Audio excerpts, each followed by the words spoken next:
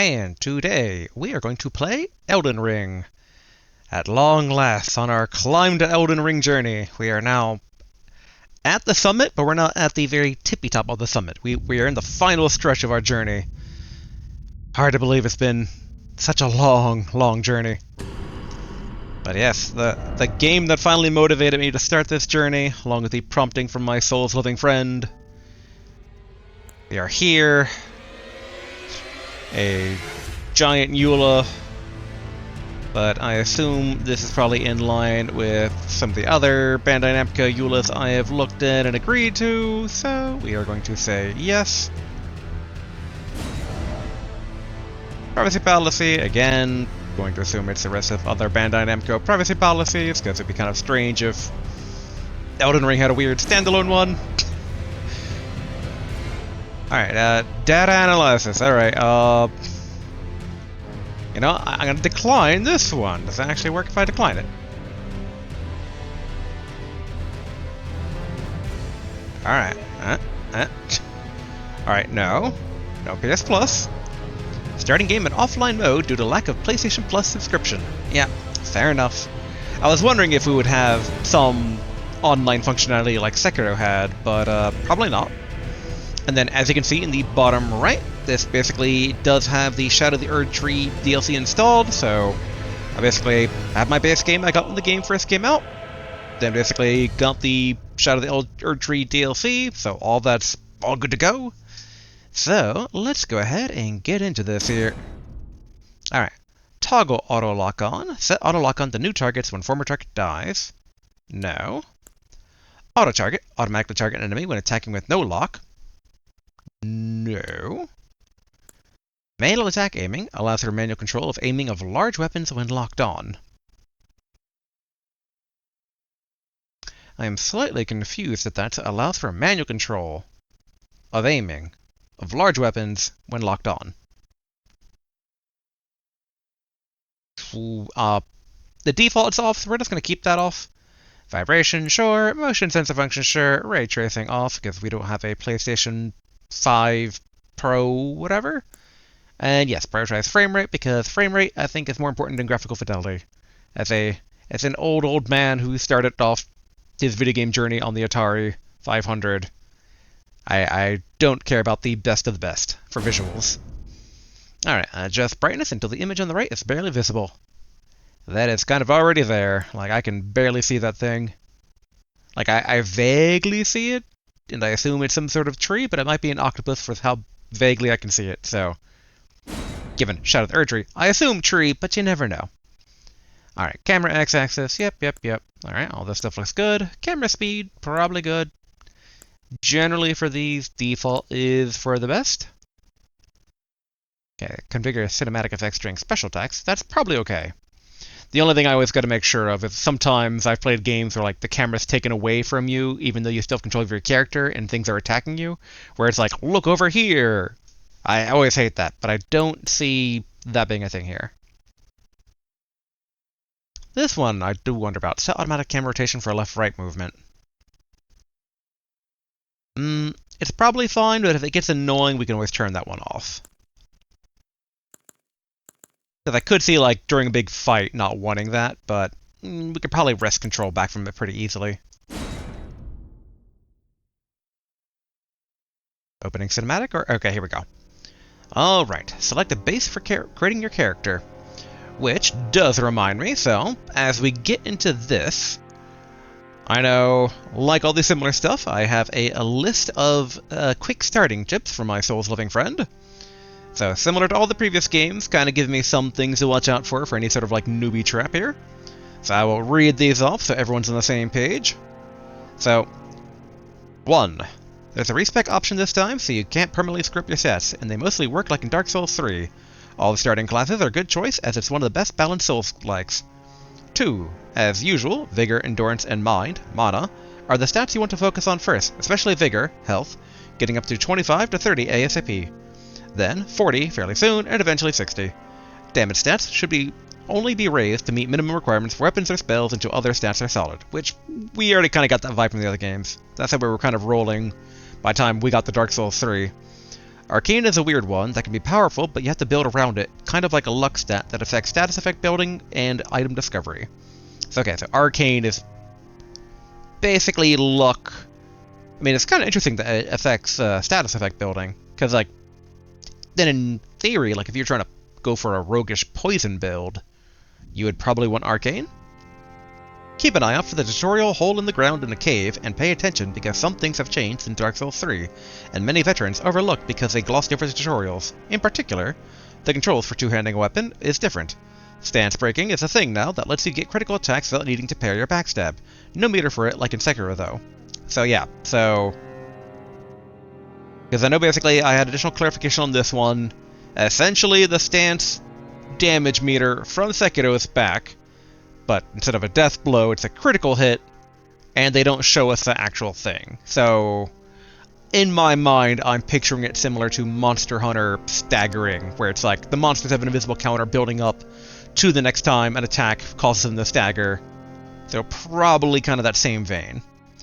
You can jump now, and jump attacks are very good and do lots of stance damage. So, again, kind of good we're coming from Sekiro, where basically jumping in addition to dodging were both kind of like fundamentals. Like Lady Butterfly in Sekiro very much taught us that. New guard counter mechanic, not the same as parry. By just blocking an attack normally, and then pressing R2 while still blocking, just after you block the attack. This is a core mechanic that does high stance damage and is often more effective and easier to do than timing dodges or parries. Which, very interesting. I do kind of like that shields have a bit more of a use there. The game does intend for you to leave and power up and come back later to kill certain things, because it's an open world game. There are some examples of this right near the start, which I figured. Like in my head, in the modern era, one can't help but compare many open world sandbox games to Breath of the Wild, and in Breath of the Wild you had those like giant, death machines. Making sure that the game doesn't try to go to sleep on you or something. The only things you can permanently screw up are NPC side quests, lines where you miss a step, which are often obscured on what to do, and being an open world, it's even easier to miss steps now, so. Yeah, man, we always miss stuff. I know, after the fact with Dark Souls 3, I was looking up some of the lower gene family trees for Lord Gwyn, and there was a whole boss that we did not even go to. Like, there's a whole side area with a boss that's related to Lord Gwyn, and we just never came across it. Although, funny enough, I looked at it and go, I wonder if I'm going to go over there. And it turns out I could have, but I just didn't. I always kind of regret that for Dark Souls 3, but it is what it is. That's what going in blind means. No pyromancy this time, just sorcery, int, incantations, faith, and a few special cases that use both or other stats. Which, fair. I'm gonna miss pyromancy, but by Dark Souls 3, it wasn't the same thing as Dark Souls 1 pyromancy, quite honestly. And then a little cheat sheet for basically what the soft caps are. So like 40-60 for vigor, mind 55-60, endurance 50 for stamina, 25-60 for equip, strength, dex, int, faith, arcane, 20-20-20-20, 50-50-50, 80-80-80, all that stuff. So, incantation scaling is 60-80, and same with sorcery scaling. So okay, so they have a higher, so they gain for much longer. And that's basically it. So, very curious about this. So okay, here's our attributes. Well, hero starts the lowest, which means that we get more opportunity to kind of manipulate. Oh, there's a lot more. Okay, I thought it was just the 3 here. But okay, so I got Vagabond, which basically, well, let's see, is this just going down linearly? 9, 8, 7, 5, 6, 7, 9, 9, 10, 1. Because in that case, let's see what the archetypes are. Vagabond, Warrior, Hero, Bandit, Astrologer, Prophet. I do kind of like the Prophet vibes. Astrologer is also interesting. I kind of wonder what the difference is between those two. And then let's see how well I remember. So Vigor, Vigor, Mind, Endurance. So Vigor is our health, and then yeah, Strength, Dexterity, Int, Faith are our default weapon ones. Arcane is luck. Okay. We got basically Samurai, Prisoner. I do kind of like the Prisoner helm. That's kind of interesting looking. A Confessor.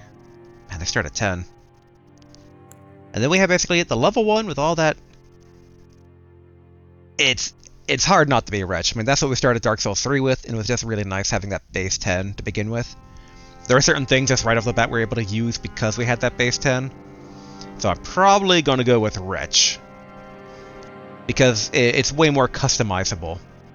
Though in terms of what I'm thinking for the game, I would like to almost kind of wrap our journey back around, and similar to Dark Souls, not even Dark Souls 1, Demon Souls, where I tried starting as a cleric, like an old-fashioned D&D cleric, and then soon slowly morphed into a assassin thief with a katana.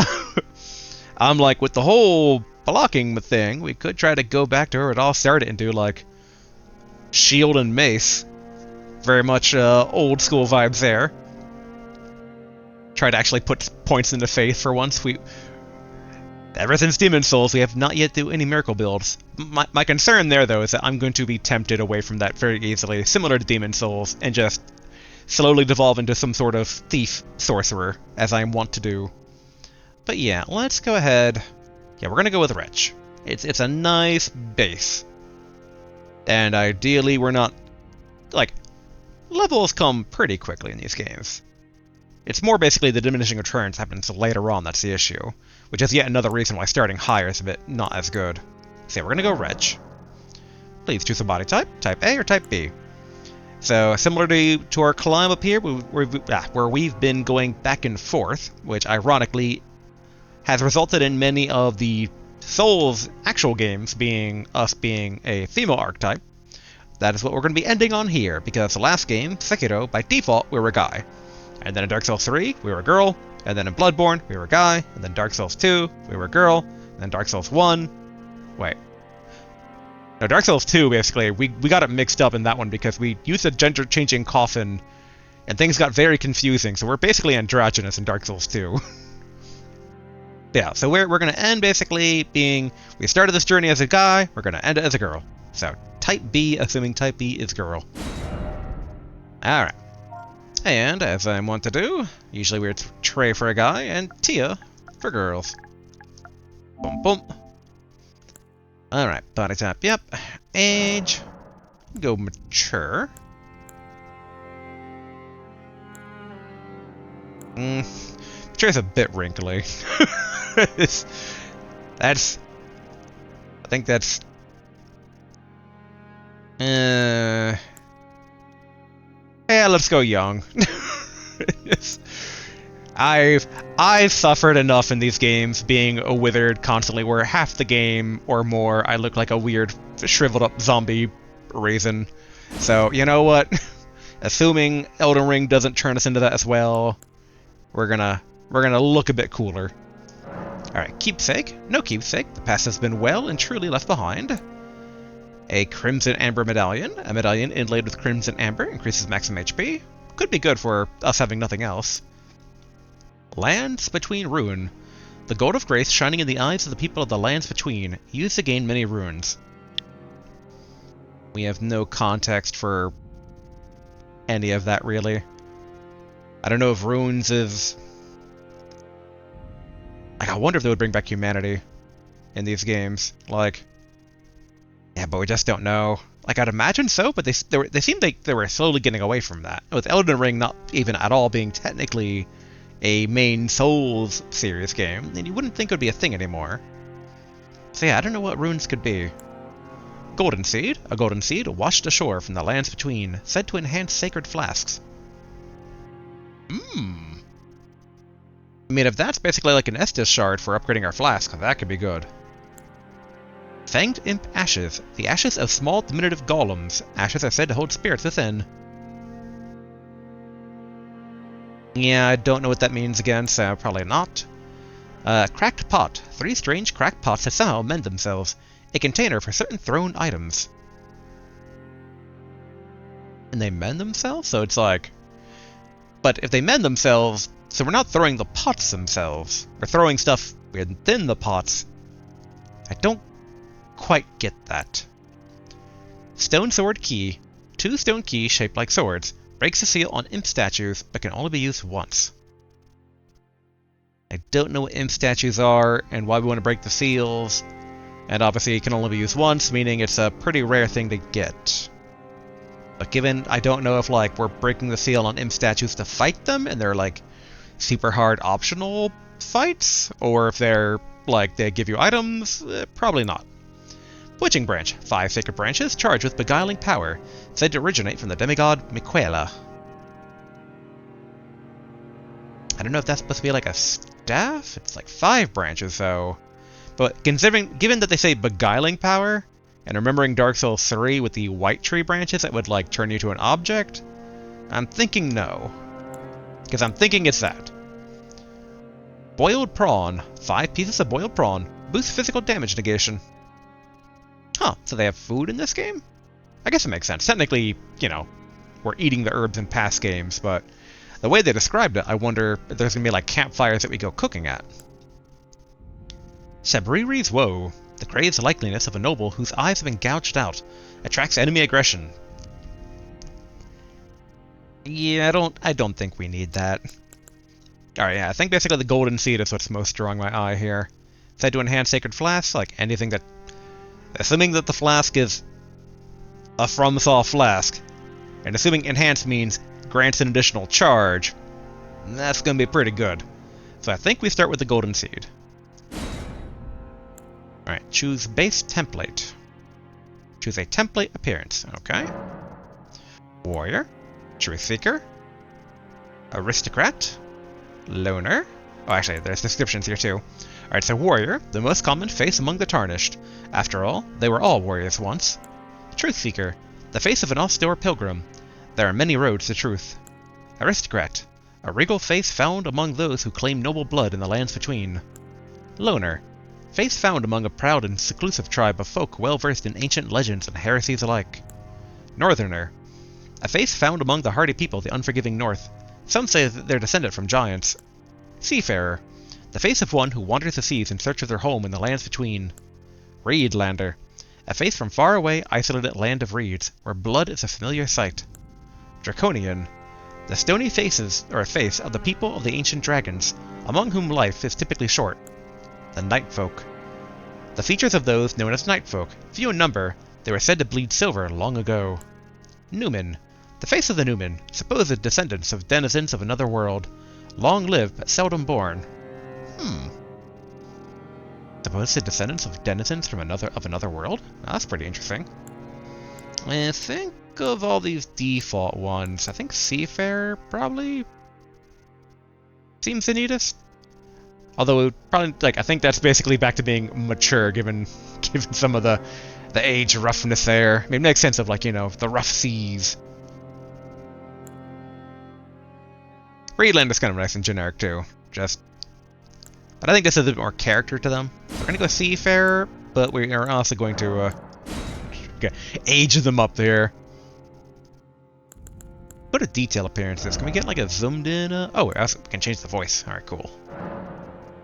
How do I sample? Here we go.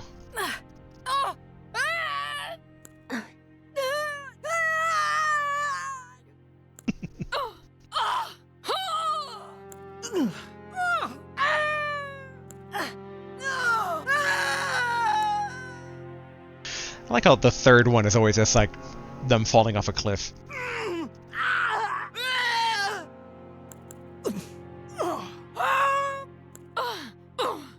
Matured voice one seems like probably the way to go.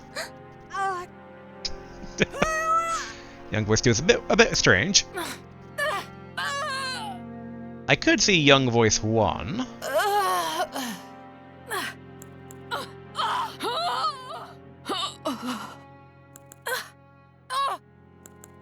I'll go with mature voice one. That should be okay. I guess we can save the favorites in case we screw up anything and back out of character creation somehow. Yep, alright, sure. Why not?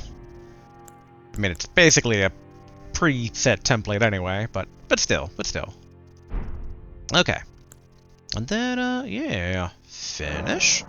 Starting game with this character. Is that okay? Oh, wait, hold on. We never actually saw. Okay, we can get a bit of a closer look here.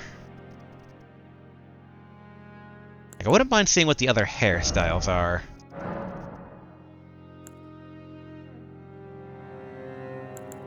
Like, we're going to be seeing them from the back a lot. Is there anything? I mean, I'm always a sucker for just kind of the straight up, like, ponytail types. Okay, that was the one we started with. This is a bit like a cleaner cut version of it. That one definitely... I mean, I'm going to set it for that for now, but we're going to look at the others here. Like, some of these are almost like a bit too clean. This one's not too bad.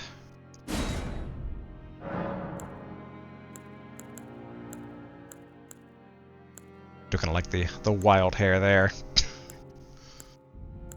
Okay. I do like in general, despite the different styles, it's all kind of like more rough hair. So that's probably one of these many settings. I feel like...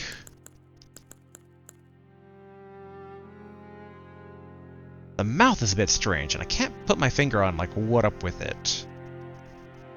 I don't think it's like retching bitch face. And honestly, in a world like this, assuming, you know, Souls-like, you know, they probably had a tough time to begin with. The other facial structure. Are there, like, default types? Nah, okay, we'd have to, like, adjust everything individually, which... no to that. No, thank you. I'm a bit curious. Similar faces.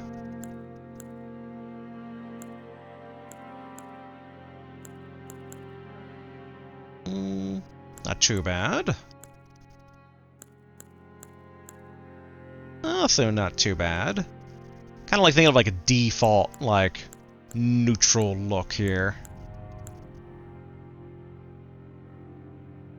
That could also potentially kind of work. Maybe that one? I wonder if it re-rolls the similar face every time, or whether it's like the same selection.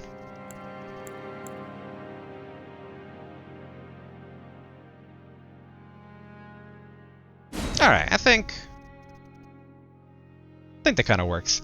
It's so weird seeing everything way more in detail, given where we started this journey from. I mean, Demon's Souls, quite honestly, the you know, PS5 remake is one that we played, like, that was still pretty good visual clarity, but then, yeah, then going all the way back to Dark Souls 1, even though it's a remaster of it, it was like, still different levels of visual fidelity here. Still looks a bit like default.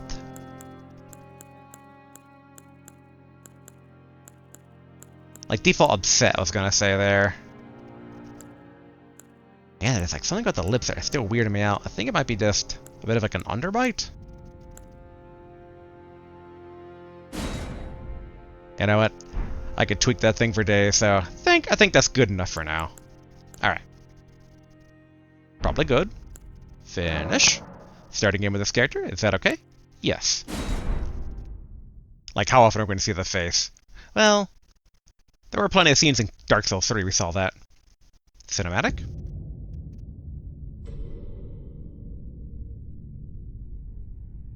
The fallen leaves tell a story.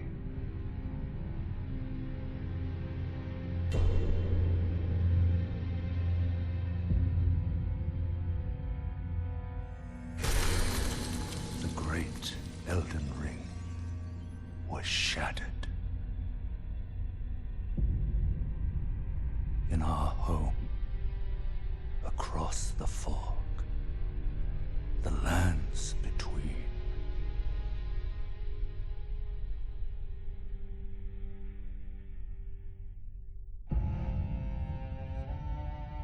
Now, Queen Marika the Eternal is nowhere to be found. And in the night of the Black Knives, Godwyn the Golden was first to perish. Soon, Marika's offspring, demigods all, claimed the shards of the Elden Ring.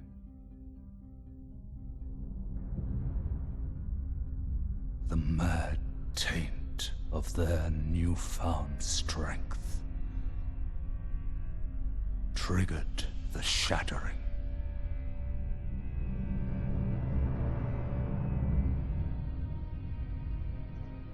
A war from which no lord arose. A war leading to abandonment by the greater will. Oh, rise now, ye tarnished, ye dead who yet live. The call of long-lost grace speaks to us all.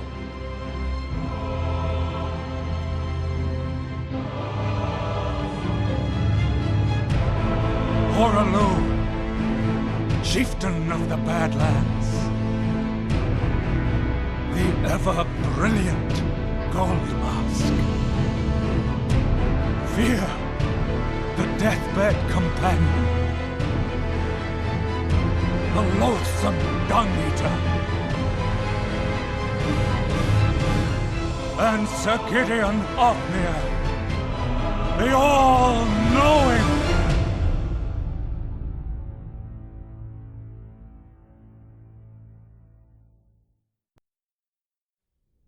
Okay, I assume that was our bounty list of targets.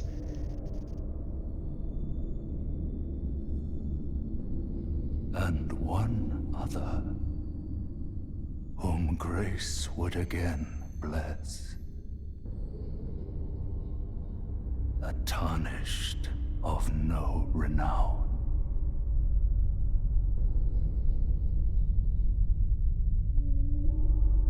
Cross the fog to the lands between, to stand before the Elden Ring and become the Elden Lord.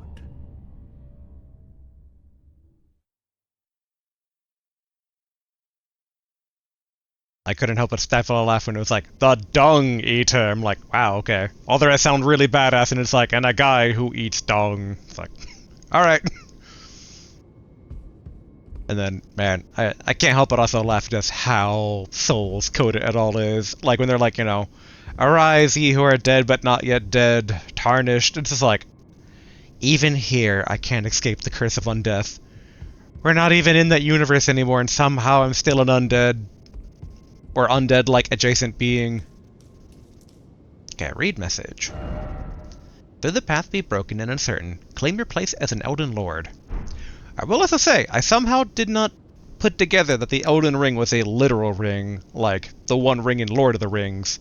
In my mind, I just kind of assumed it was some sort of like either group or astrological sign, because like on the box cover, there are rings in the sky, and I kind of figured it was more of that, rather than a object that was actually broken.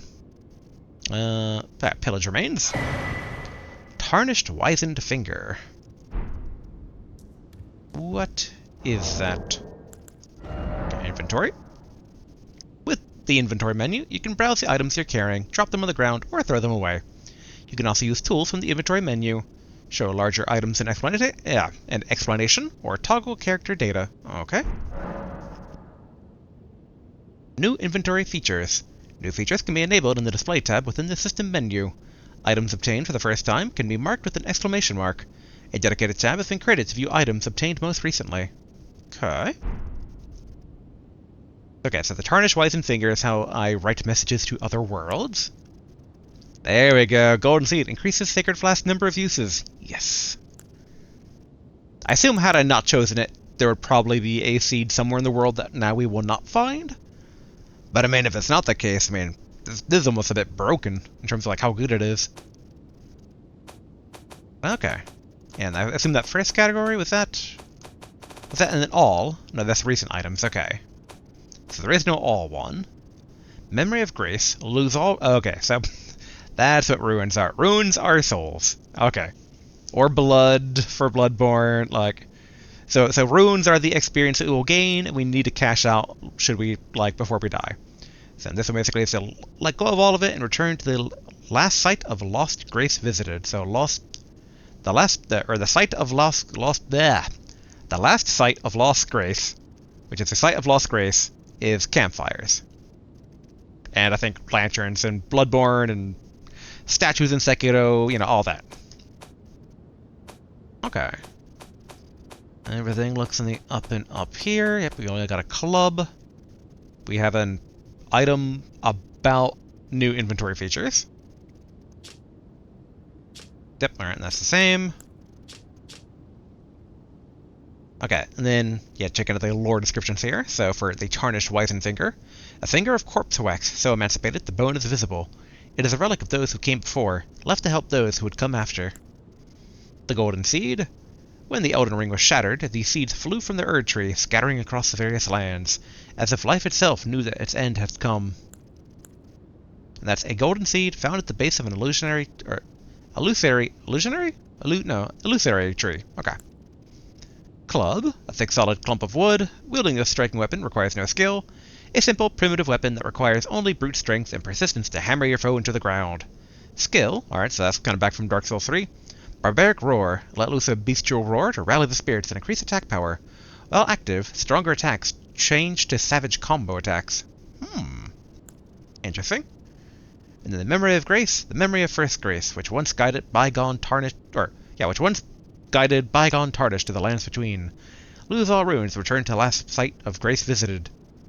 It is merely a cycle. Stand before the Elden Ring, become the Elden Lord. Oh boy, just, you know, the cycle again, it's just like, are we... The Elden Lord... What were they called in Dark Souls 3? What were we... The Ash Lords? Cinder Lords, there we go. I do wonder, okay. Yeah, so we got regular, strong. Alright, there's jump, so same as Sekiro. Okay, so L1 basically is left hand. Okay, that's my skill. Alright, good to know, but oops to use. Alright, I assume that's trying to use an item for triangle. Or that's changing item and that was use. Yep, and then dodge is dodge. Alright, cool. Alright, let's open this door here.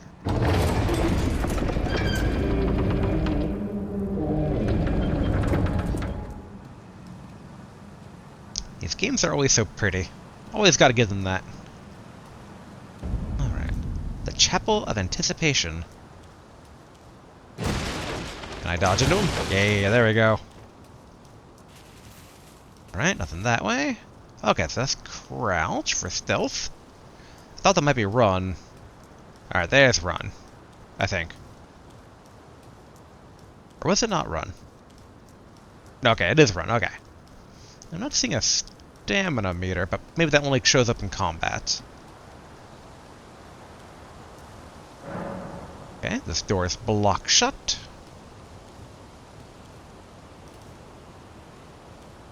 Okay, so we're in some sort of giant fort in the mist. Alright, yep, camera controls. Death down below. Very dark shadows, I must say. But I remember being surprised by, even Bloodborne being pretty dark at points. In the literal sense. Okay. I thought we might have started with a torch, but... I think I was mistaking this for a torch from, just the icon.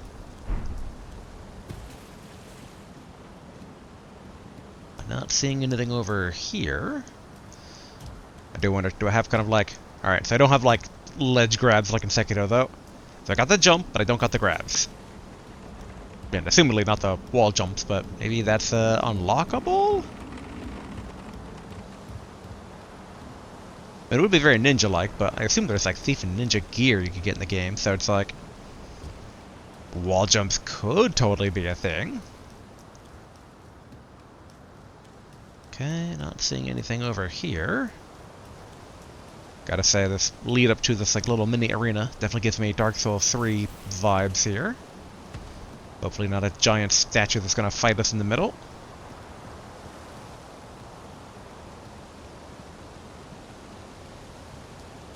Okay. And there's the Eternal Queen we saw from the opening cutscene. Why do I feel like these graves are going to pop out, especially given that that energy field is blocking the way forward?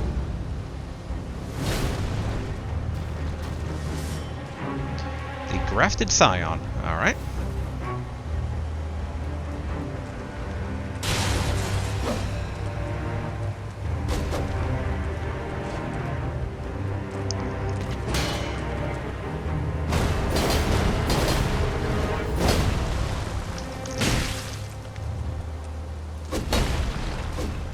Swing, swing, swing! Whew, ouch. I assume we're supposed to die here, but... because we don't have a flask of any sort. Nope. Alright.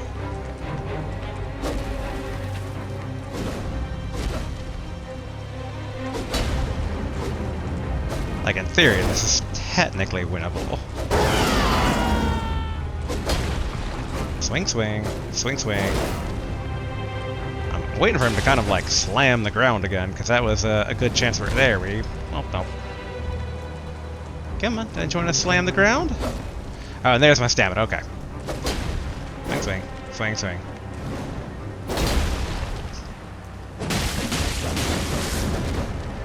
Cool. Canonical death.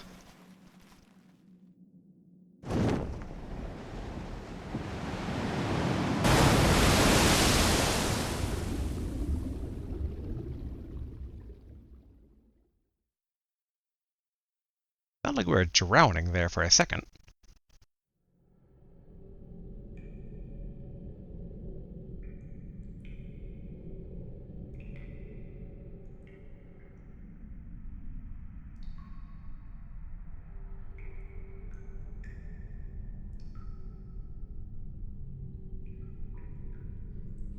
Honestly, I feel like I could have taken them, but it would have taken way too long, so this is for the best.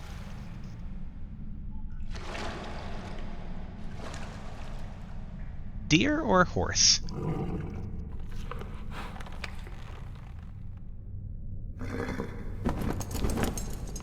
I feel my question is yet to be fully answered here. Don't worry, Torrent. Fortune is on her side. We found her here after all.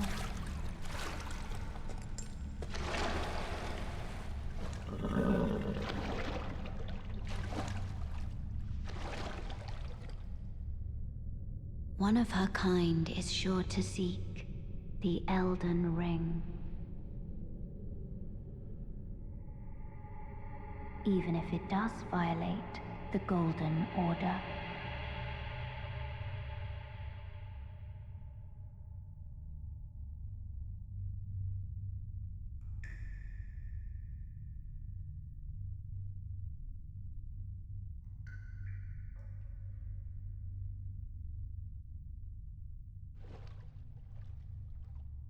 I am now curious about the Golden Order.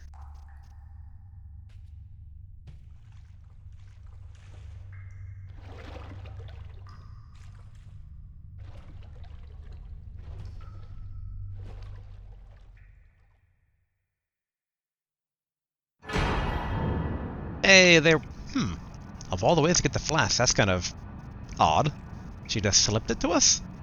Alright, Flask of Crimson Tears. And the Flask of Cerulean Tears, so... health and mana, good to know. Alright. The Cave of Knowledge lies below. Okay. Whoop! Alright, Jump down the hole ahead and you will find the Cave of Knowledge. There, you can learn more about the game controls and basic actions, as well as other tips that may be helpful during your adventure in the lands between. So this is probably the tutorial hole I was told about. And who are you, ghost?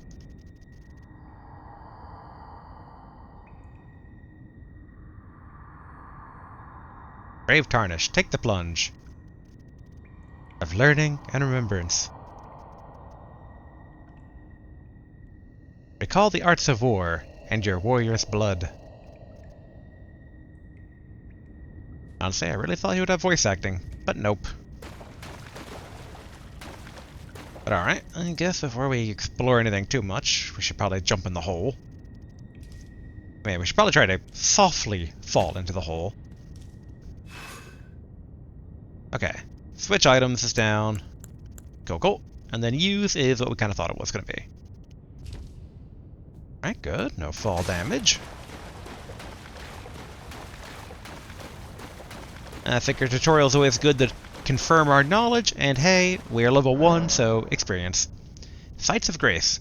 Resting at a site of grace will restore HP and FP, so MP, really, and cleanse any status ailments. It also refills your sacred flasks. However, most of the enemies you've defeated will be revived. You can find Sites of Grace by going where light converges. These explanations are required in the form of info items and can be accessed from the inventory at any time. Okay. So, our campfire. Touch. Lost Grace discovered. I'll be honest, I kind of expected it to turn into an actual literal fire, but they refrained. Alright, there's our classic target lock on.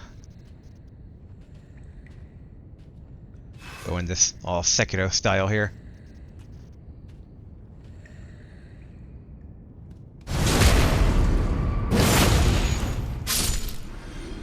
Kill. At hindsight. Oh, hello, person. People.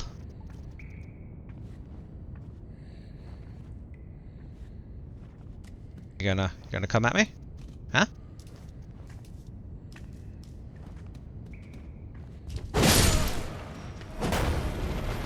As if he's not gonna come at me, I'll come at him. So yeah, there's the light attack and strong attacks, which we already knew. Guarding, which we have no shield. Use an armament in your left hand, or both hands, to guard. Oh yeah, we can do both-handed. Derp. Wow, hasn't been that long since Dark Souls 3. My mind has already left me in that regard. Alright, use an armament in your left hand or both hands to guard against incoming attacks. Guarding is especially effective when done with a shield.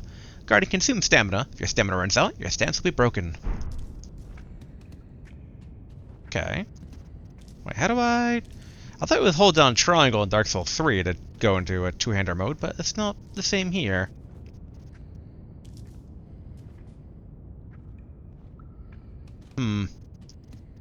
Jump. I'm like... Okay. Nope. Can I, like, hold it? No.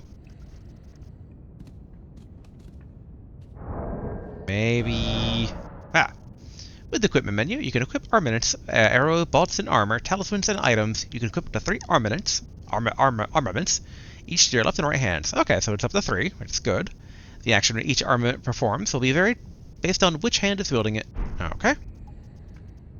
Like how that guy's being very, very forgiving to me here. Okay, so, yeah, I should be able to double hand wield this. How do I do that, though? Okay, I assume basically holding this down. I think this is probably quick access, maybe, for items, because that's the, Oh, he's just given up. He's like, alright, well, if you're not going to take this seriously, I'm going to go back to my starting position. Oh, no. I mean, I say that as if I have a ton. We're going to remove that so I don't accidentally use it. Oopsie, did not mean to do that. No.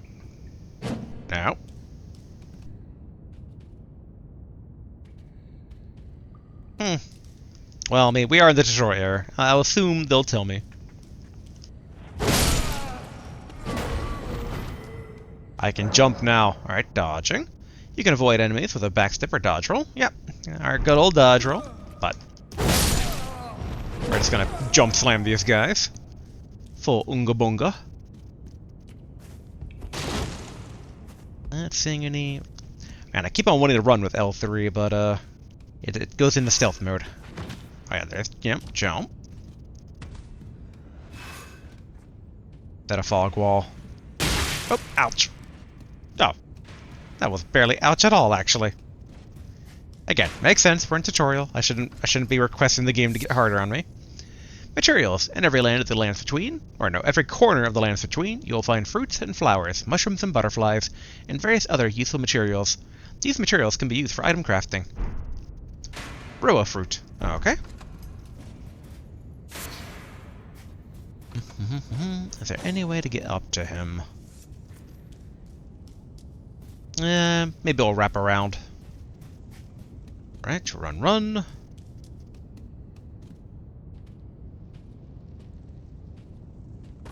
Yeah, that's like, I kind of figured.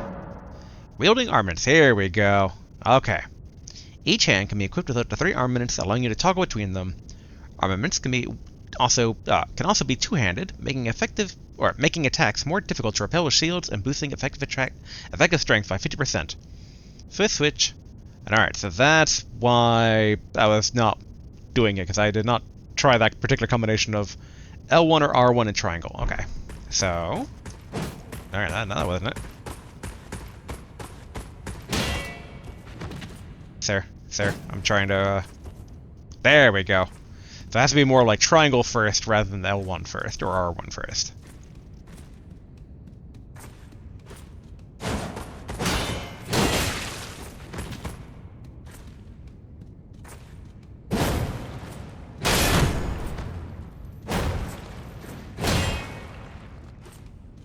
Okay. And then...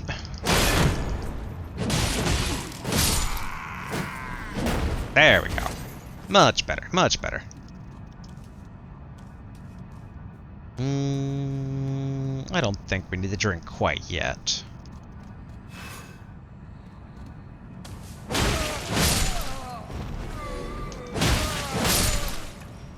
Oh, cool. Don't see any items around here.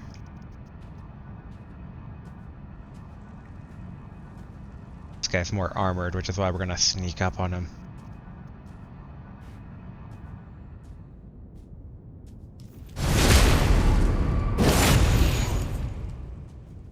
Oh, I guess she didn't kill him.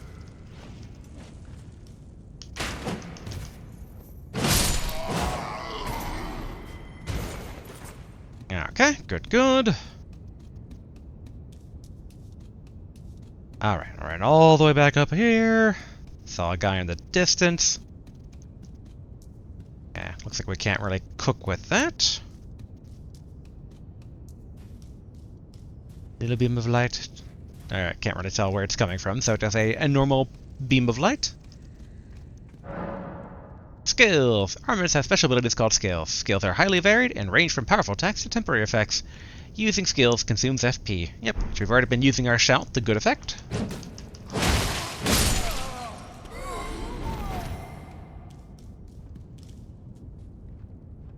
Alright, sneaky.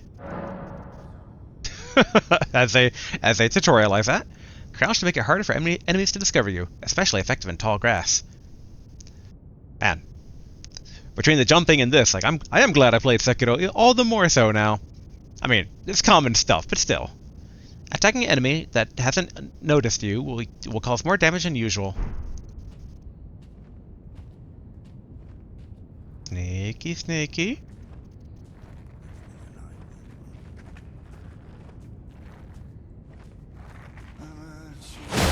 Dang it. I mean, I was hoping for the critical hit thing, but yeah, I still think it did probably more damage than not.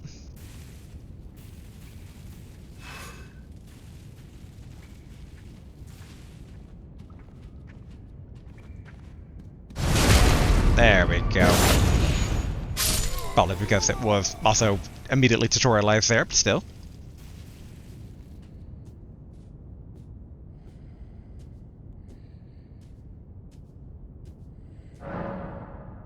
Stance breaking. Some attacks may break an enemy's stance, giving you a chance to perform a critical hit. Charge attacks and jump attacks make it particularly easy to break an enemy's stance. Okay, for holding charge attack, hold down R2, and R2 while jumping for a jump attack. Which we have been doing already.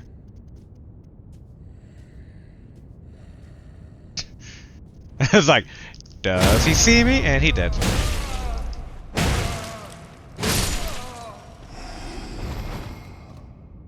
I'm a bit sad that none of these guys are giving, like, tutorial area armor, but...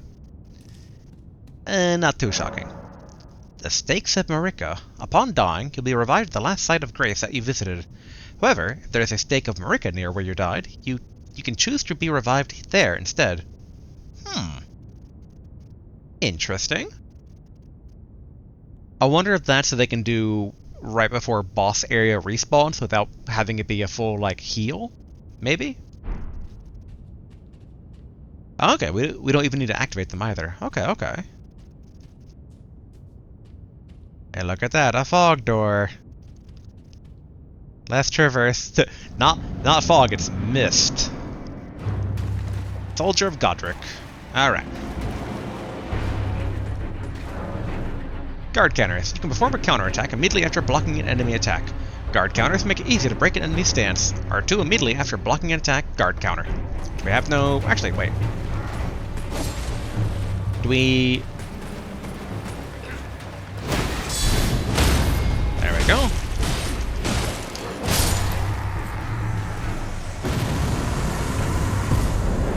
Enemy felled. I'll admit I was half kind of expecting to get their soul. But makes sense not. Let's go ahead and have a drink. Because had he gotten that attack off, he would have died. But okay, so yeah, so guard doesn't require a shield, meaning we don't have to go full shield cleric to actually take advantage of that mechanic, which is nice. Alright, cool. We've gone full circle, and we get an item for our troubles. Village remains. New strength emote. So powerful, so strong. Flex, flex, flex. Okay. What if we talk to this guy now if he acknowledges that we tutorialized? Brave Tarnish, take the plunge. No, okay. He does not know that we already took the plunge. Is there anything back here? Yeah, HUD display. I mean, boy, this is... I can barely see the screen. I'm going to assume there's no secret cave back there, but maybe we'll come back with a torch or something. Alright. Through the doors.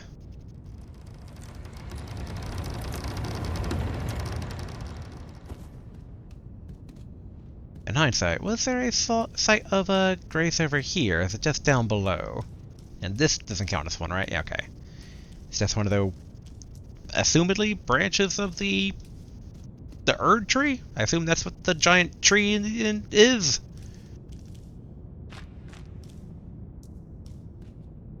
Wonder why fog door there, but doesn't look like the same as the other one, though.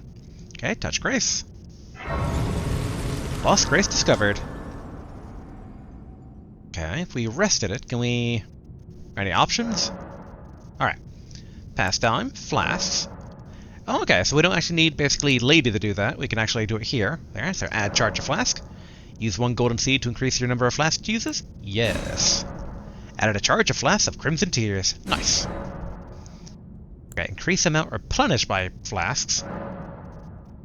Use a Sacred Tear to increase the amount of HP or FP replenished by your flasks. We don't have one, so if we say yes... Yeah, no Sacred Tear in inventory. Allocate, I assume, is like the other one. Interesting that it's early day, so there's day and night cycle, which I wonder then if it changes enemies. Like, I would assume yes, but... Interesting. We could pass time to change basically what time of day it is. We can memorize spells, sort chests. But we can't dump our experience yet, so we're going to need some sort of... Our token level up maiden. Which, that does remind me, the only thing I know about Elden Ring, because I've been lucky enough to avoid all spoilers thus far, let me adjust my posture here too, is that I've seen memes of no maidens, question mark, which makes me wonder, is that a subversion of expectations, or is there literally a maiden that's like, did you expect a maiden? Like, I'll be curious about that. And then, I know there's a weird pot dude with hands, and I know there's a paladin lady, who was in the intro as well, I noticed. She was the one fighting the giant dude. And I do recall seeing her in the cinematics before the game came out. And that basically is everything I know about Elden Ring. So I'll be curious what else we'll find here. I mean, now I know there's a guy called Dung Eater, who we're assumedly going to fight. Oh no, he's totally going to be the swamp poison boss, isn't he? Cooperative multiplayer. Use Tarnish Furled Finger to write a gold summon sign. Cooperative multiplayer will begin once you have been summoned, once you have been summoned by a player from another world. You'll take the role of an ally, Furled Finger, and your objective is to defeat the area boss. The compass at the top of the screen indicates the direction of the summoner, Host of Fingers. Alright, Finger Severer. And Tarnished Furled Finger. Let's see here. What's the lore on these things here? Wait, that's that one. Here we go. Alright, creates a summon sign for cooperative play. Arrive as a cooperator, Furled Finger. The objective is, we read that. A finger of corpse rex, furrowed like a hook. It is a relic of those who came before, left to help those who would come after. Alright. Finger Severer, item for online play. Use a host of fingers to select a summoned player and send them back to their world. Use when you have been summoned to another player's world to return to your own world. This phantom blade severs the link formed by a furrowed finger, but the maidens scorn those who abuse its use. Okay. So, obviously maidens. Berry-like red fruits that grow in shrubs, which are used for crafting items. Easily found everywhere in the lands between. It has a wide variety of uses. Okay. I think everything else is just, tutorial items, air quotes. Alright. Forward. Hey, good old lever. Oh, can't hit the lever. Okay. Probably the elevator wasn't already here, so this is an elevator. Not seeing any secrets, but we know what to do with elevators. Hit the button, don't get on the elevator. And wait for potential secret.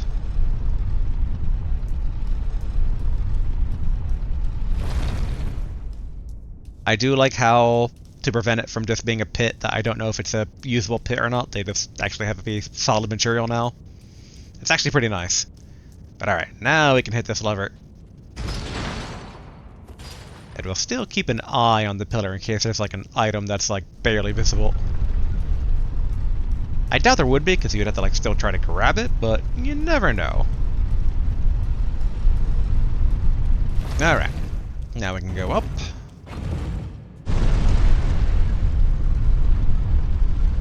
Okay. It's too dark, I wouldn't even be able to tell there was a secret if there was one. Okay. Through the pretty door with the white flames. Ooh, very pretty. Limgrave. Oh yeah. Purdy.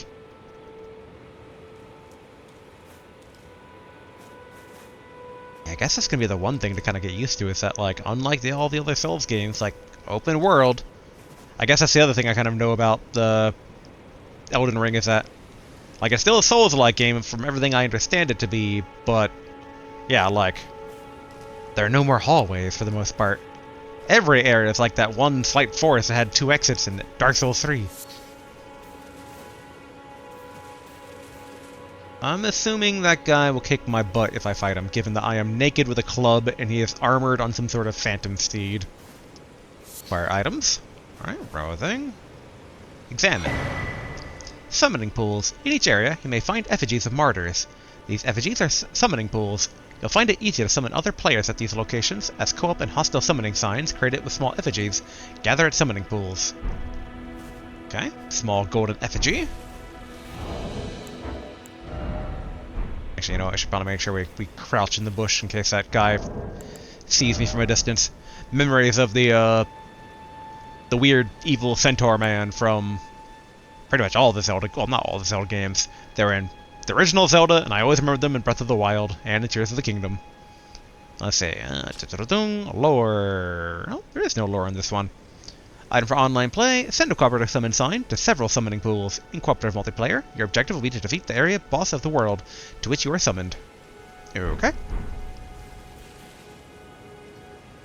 This is a site of grace and an NPC. Yeah, basically, I was reminded by my Souls-like friend of, like, you know, if you can target it, probably a killable thing, and if you can't target it, you can talk to it. So let's go ahead and touch Grace. Now person. Alright. Guidance of Grace. Grace exists to guide the Tarnished and lead them along the proper path. Even now, some sites of grace retain their power. Their golden rays will guide you along your way. Okay, so that's what the little, like, wisps of wind are. Are you my level up? Don't. The map. Use your map to check your position, as well as the terrain and surrounding structures. You can update your map with new information by finding map fragments at stills along the road. You can also use the map to freely place beacons of light to serve as landmarks as you explore. Okay. Map menu. With the map menu, you can check your current position and terrain in the buildings in the surrounding areas. You can also freely place beacons of light to serve as landmarks as you explore. Lastly, through your map, you can select any site of grace that you've discovered and travel there instantaneously. Okay, nice.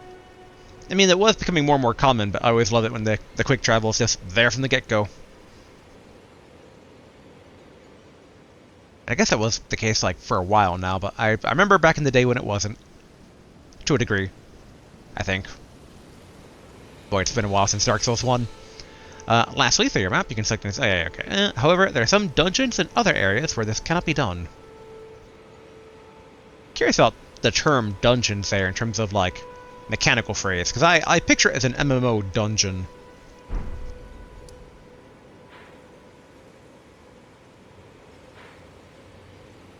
Okay, so I'm assuming this is just the chunk of the map I'm in, because I assume all, like, because if this was the game world, a bit small. Even this might be a bit small, but maybe it's like different areas as well. Alright, are you my level up person? Or are you the sad person who's going to be mopey? Because all these games have a sad person who's mopey at the beginning.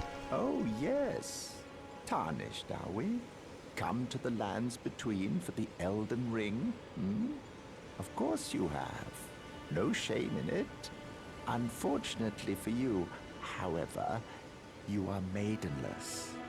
Without guidance, without the strength of runes, and without an invitation to the Round Table Hold, you are fated, it seems, to die in obscurity. I mean, I do need a maiden. We know how this works. Maidens help channel our souls and or blood. Luckily for you, however, there is one shining ray of hope for even the maidenless. Me. Vare. Take care to listen. Are you familiar with grace? The golden light that gives life to you tarnished. You may also behold its golden rays, pointing in a particular direction at times. That is the guidance of grace, a path that a tarnished must travel. Indeed. Grace's guidance holds the answers. It will lead you tarnished to the path you are meant to follow, even if it leads you to your grave. Okay. So grace is basically like a holy element almost, where it's what animates us, not undead. Heavy air quotes there. And, yep, so basically it's the wind that we follow. Grace's guidance will reveal the path forward, most certainly. To Castle Stormvale, over on the cliff, the home of the decrepit demigod, Godric the Drafted. Is that the one that kicked our butt at the beginning? I can't fully recall the name, but I remember it being something about, like, Grafted, or Godric. Or a combination thereof. Birds, are you enemies? And if so, can I kill you for experience? That is the wrong button, I meant to jump. They are targetable, though. Very pretty water.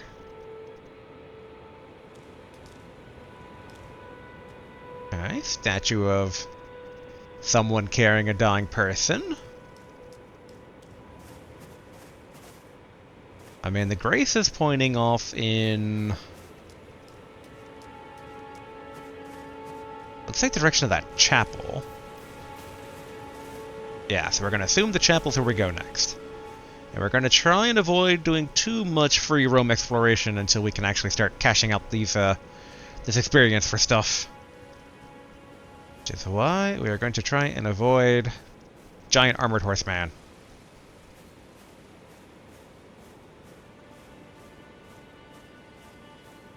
I gotta say though, this is so far, like, deceptively peaceful. I'm so used to starting areas in these games being a bit more oppressive. Although I'm saying this before the giant horseman potentially, like, rides me down. Okay, rune fragment. We are not going to look at the description here. We're going to do it at a safe place.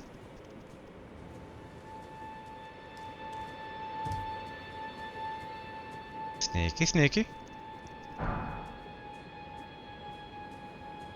I don't know what these things are, but, you know, classic open world mentality. If you can collect it, you should, because you never know when you're going to need it. I really probably should have looked before I jumped, but thankfully not punished. An Erdly flower. Okay, here's a bush. We can go ahead and look at our new stuff here.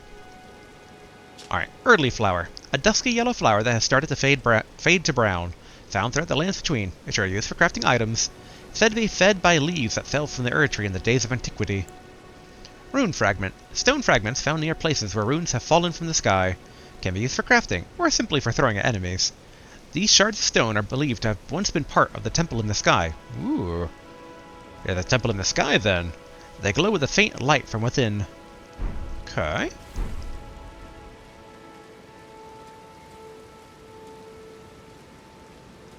Yep, and you see that the grace is converging on something. And I also see a very golden glow, which I can only assume is some sort of good item. Okay, Angry Horseman is not patrolling. Oh, it's a fire of sorts, okay. The Church of Ella. Strengthening armaments. At a smithing table, you can spend runes and smithing stones to strengthen your armaments. Somewhere in the lands between, you may meet a blacksmith who can make your armaments even stronger. Okay, so we're our own level 1 blacksmith, it seems, and then we can find the actual blacksmith later. Hello, good sir. You're tarnished. I can see it. And I can also see that you're not after my throat. Then why not purchase a little something? I am Kale, purveyor of fine goods. Okay. Tell me about yourself, Kale. I am of a nomadic people, selling wares as I travel. The land has been tainted by madness since the shattering of the Elden Ring. It's only tarnished like yourself, who keep things from drying up entirely. Let's say you're a very welcome customer. Okay. Recommendation. You know, if you can spare the runes, you should buy yourself a crafting kit. A crafting kit allows you to make basic items on your own. Essential, really, if you intend to survive out here for any duration. The kit costs a bundle, and I admit I do take my cut. But the important thing is that you survive. Every customer counts, after all. Okay. How much does it cost? Shop menu. With the shop menu, you can spend runes to purchase various items. You can also sell items for runes. Each merchant stocks a different variety of items for purchase. Okay. Okay, Nomadic Warrior's Cookbook. Okay, yeah, so there's this full-on crafting in this game. I mean, obviously, but that there's, like, books you unlock. More unlike with Rune Factory Tides of Destiny than I thought there would be for this game. Note, Flask of Wondrous Physique. Note imparting knowledge and brief. Okay, I was wondering if that would actually change anything, but no. Note, Waypoint Ruins. Note imparting knowledge and brief. Okay, there's a crafting kit. 300. We can afford it. Enables to practice item crafting. There's that crackpot we could have chosen for a starting item. Pearl Calling Finger Remedy. Reveals co-op and hostile summoning signs. Telescope will be handy when we get around to it. A torch would also be pretty handy given how dark everything's been so far. Then we should probably take his advice and get the crafting kit. Especially given that we can only hold one at a time, so it's probably very important. Yes. I'm glad you took my warning to heart. You've made an excellent choice. Item crafting. If you have a crafting kit, you can make various items from materials that you find. Select item crafting from the main menu to make items. You can learn to craft more items by finding cookbooks. Containers. You will need cracked pots or other containers to craft certain items.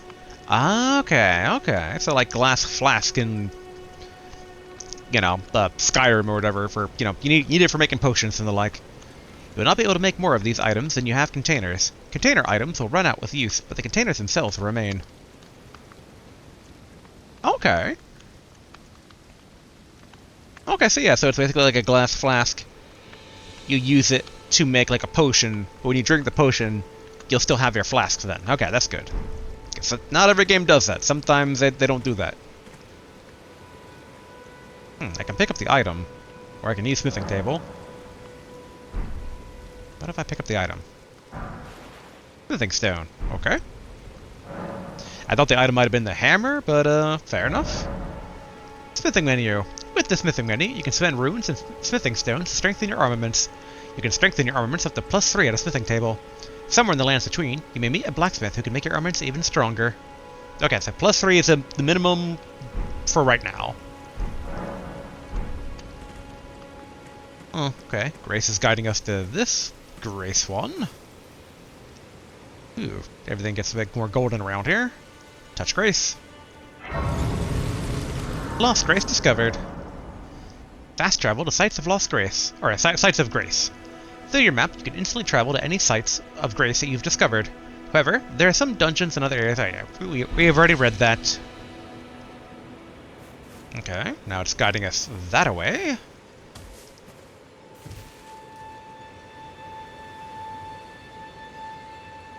Giant winged beast, some sort of sheep deer.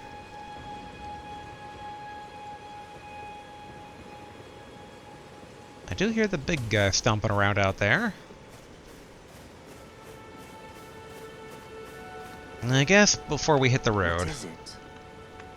Still going to purchase something?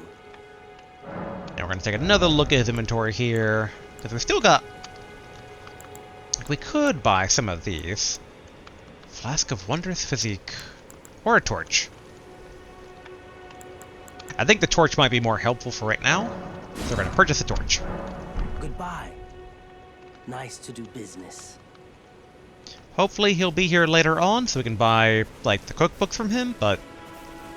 If not, hopefully we come across them somewhere else. Okay, let's go ahead and also... There we go. And then...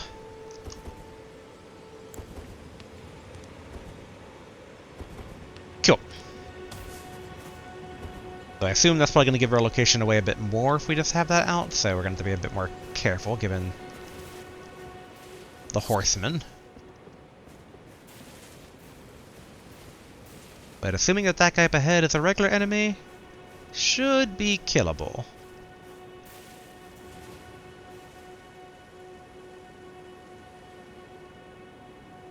I do wonder if the sheep are good XP or not. Multiple warrior dudes. And I think we're going in the right direction, right? Roughly.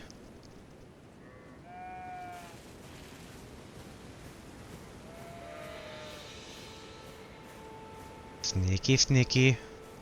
We gotta be careful that the other guy doesn't spot us and alert this guy.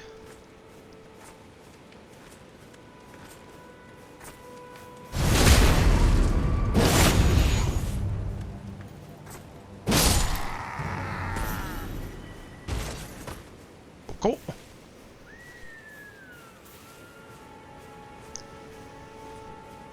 And then to do it to this guy.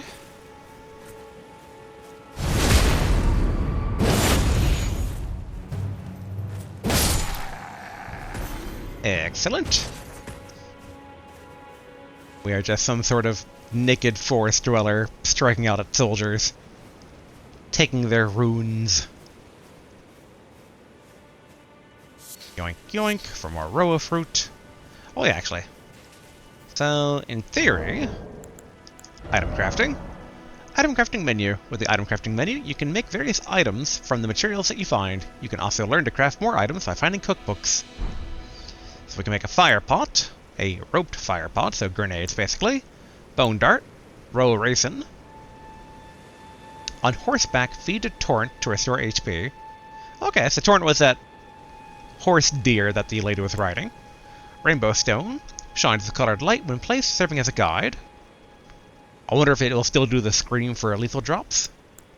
And Furrow Calling Finger Remedy, which we've already... I thought we saw, but yeah, reveals co-op and hostile summoning signs.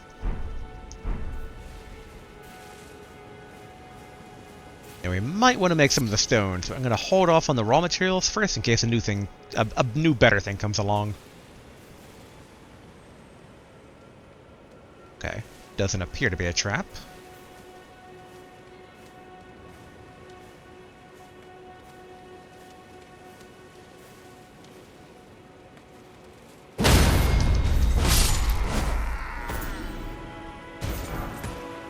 Ah, kukri.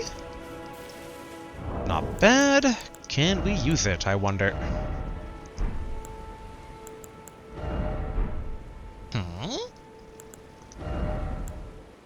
Okay, so they're throwing knives. Okay, I thought it'd be a regular weapon. Throw at enemies to inflict damage and build up onset of blood loss. A large knife used for throwing. Its curved blade is sharp enough to slice flesh cleanly. Throw at enemies to inflict damage and build up an onset of blood loss. This heavy throwing weapon is unsuitable for swift attacks, but is able to inflict heavy damage. Okay. Might as well equip it for now.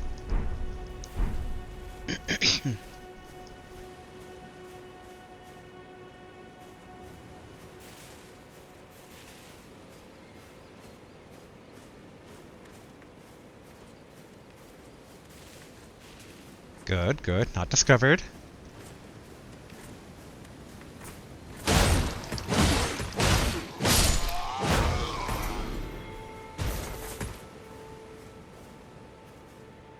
Okay, so that's not a shiny lizard, like I thought it might have been. Good. Can I not pick this up? Alright, we're gonna come back and investigate that after we take care of this guy.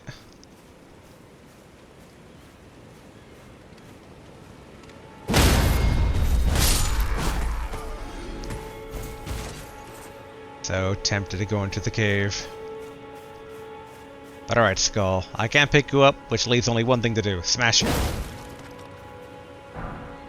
Golden Ruin. Yet again, we're going to try and hide in a bush while we look at our item. Okay, where are you, Golden Ruin? Oh, use again 200 runes. Okay, so those are like the souls of, you know, insert type of warrior traveler here. Runes are nourishment for the development of any tarnish. Provided a finger maiden can be found. Okay, so we're looking for a finger maiden. That somehow sounds dirtier than I thought that would sound, but yes, we're looking for a finger maiden.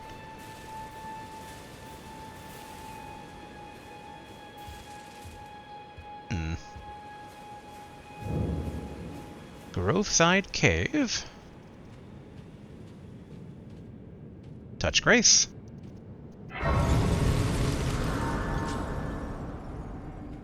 Okay, Grace, where are you guiding me?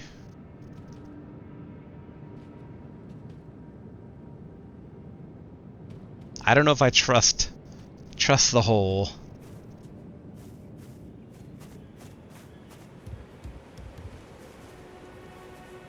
I can't bring myself to just harm a poor defenseless deer. Mushroom? Okay. I assume just crafting? Yep, material used in crafting. Thrives in damp thickets and elsewhere. A fungal growth that thrives in damp thickets and elsewhere. Its thick, spongy flesh makes it a key component in throwing pots. Oh, okay.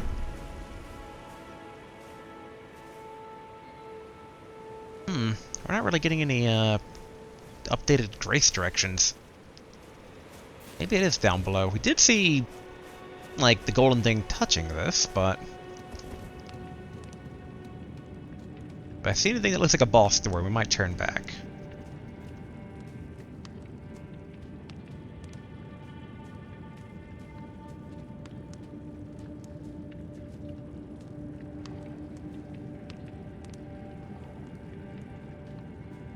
Those are wolves.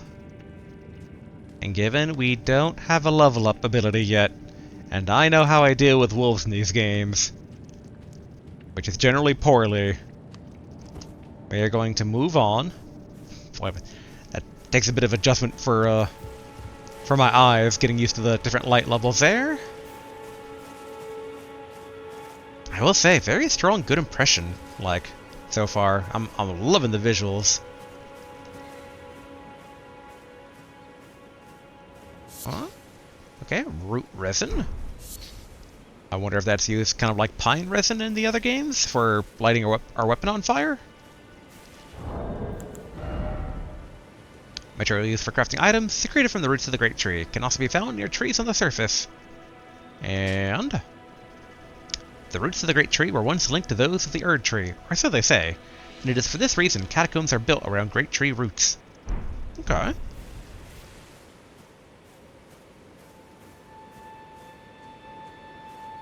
Hello, rabbits, I think. Rabbit squirrels.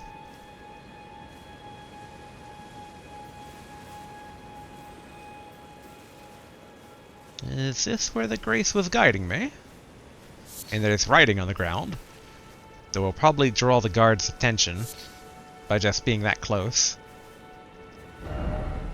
A chamber lies under the ruins.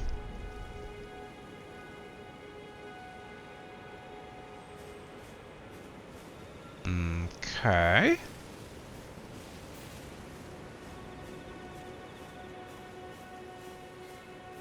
Wait, almost feels like I'm playing Shadows of Mordor right now.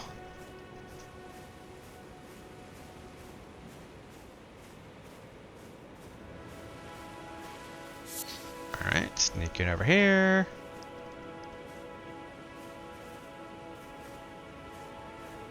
Take out the sentry.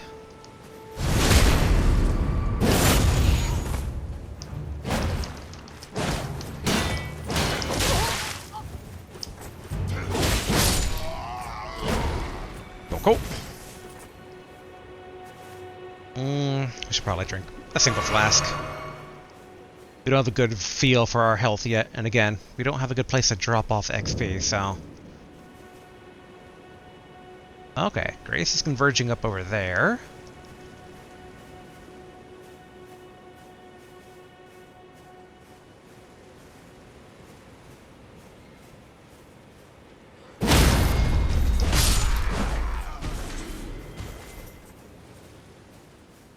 Don't mind me.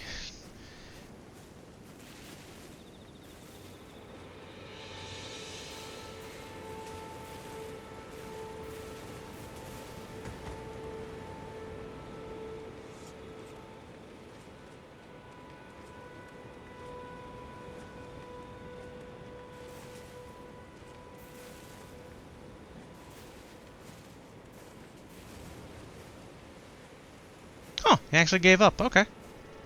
I really thought we were found out.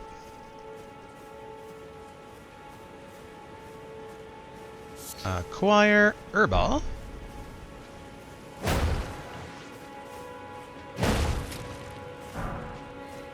Old Ruin, and someone is checking the sound that we made.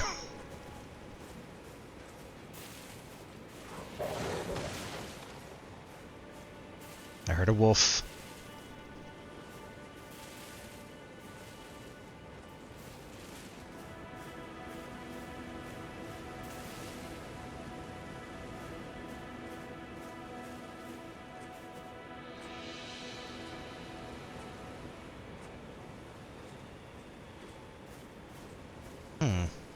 Don't see a wolf, though.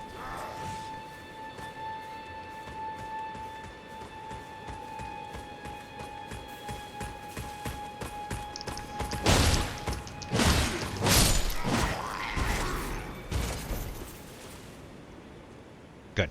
The wolf did not join his master. Oh, wolves, plural.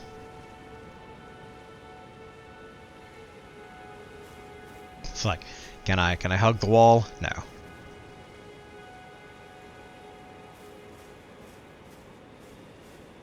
But okay, I mean, they said underneath the ruins there should be a chamber.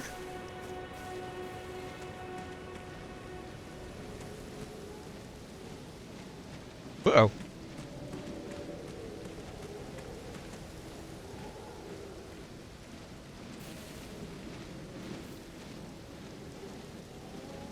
Okay.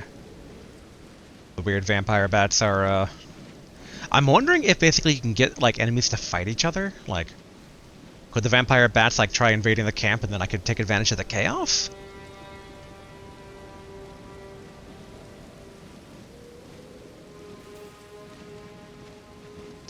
Or maybe they're drawn by, like, the scent of blood?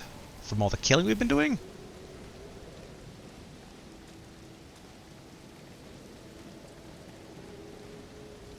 Okay, Grace is converging over there, too.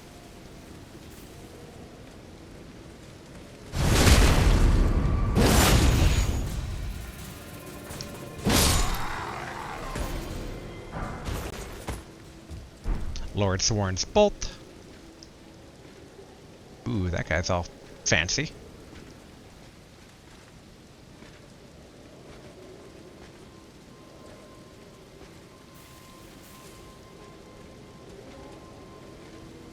Whoop, nope. Don't want to walk in front of that guy. Well, I feel like we should just go ahead and activate this Grace over here. Fire that material while we're at it. Alright. Let's go ahead and touch Grace, and then see if it doesn't guide us to wherever this maiden we're looking for is. I feel like we have not seen the Light of Grace since the merchant area. Alright, Golden Ruin. I mean, I guess we can just kind of, like, walk back? I don't know if quick travel resets everything, which is why I prefer to just kind of, like, walk rather than do the fast travel. Oop, Skull, come on, let me crush you. Okay, so, like I thought, only the glowing skulls actually have something. Why do I hear shimmering?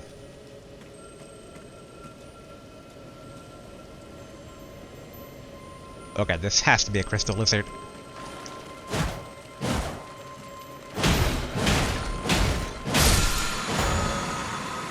Teardrop scarabs. They are both crimson and cerulean teardrop scarabs. Defeat them to replenish the flasks that match their type. Oh, okay. However, you cannot replenish more flasks than your maximum amount allows. I really thought it was going to be weapon upgrade materials.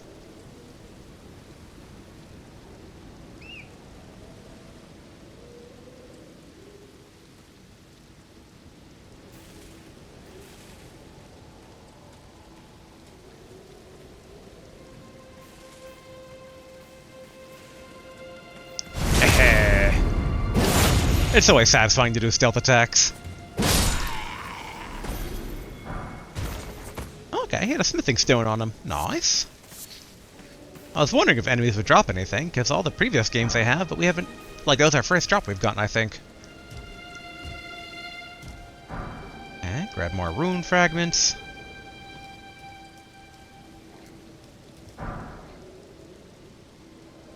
Is that boar trying to eat the corpse that we just made?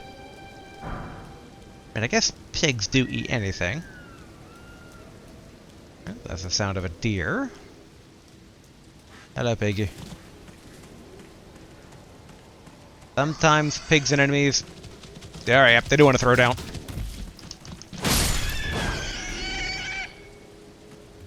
I was hoping it'd be the friendly type of pig, but it wasn't. But okay. Alright, we're back on the track here. So ideally if we go back here, we'll see like a light of grace guiding us on where to go. And it looks like it's still generally leading to the area we just came from, to... Alright. Let's run forward. I don't think it was supposed to be the cave, but I wasn't getting the vibes that the fort we were invading was actually supposed to be either. And I really want to start diversifying the weapons that I have. Oh, gold Oh, okay. Gold-tinged excrement. I thought it was gold in general. Oh, you're a turtle! I thought you were a rock. I'm sorry. I was like, that looks like a giant skull or a rock. I'm gonna hit it and get something, and it was a turtle. Sorry, turtle. Am I supposed to go under?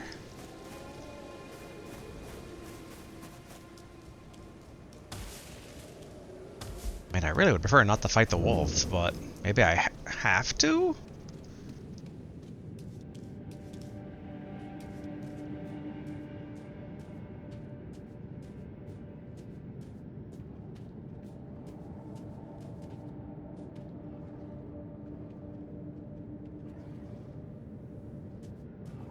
Can I, like, pick up and throw a barrel at them? Oh, cave moss, not bad. Oh, accidentally did an emote.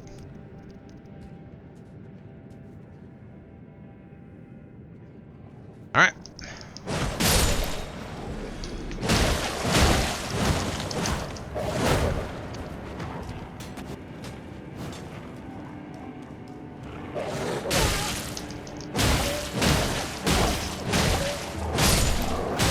There we go. Took down the pack leader, and we got taken down ourselves. Okay. You died.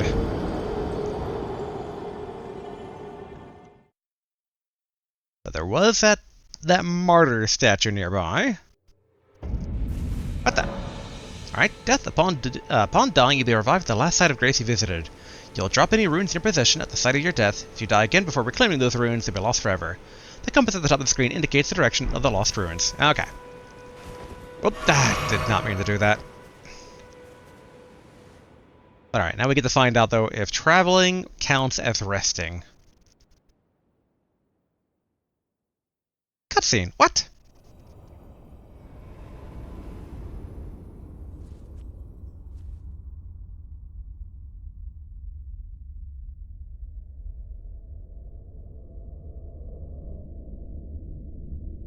Greetings, traveler from beyond the fog. I am Melina.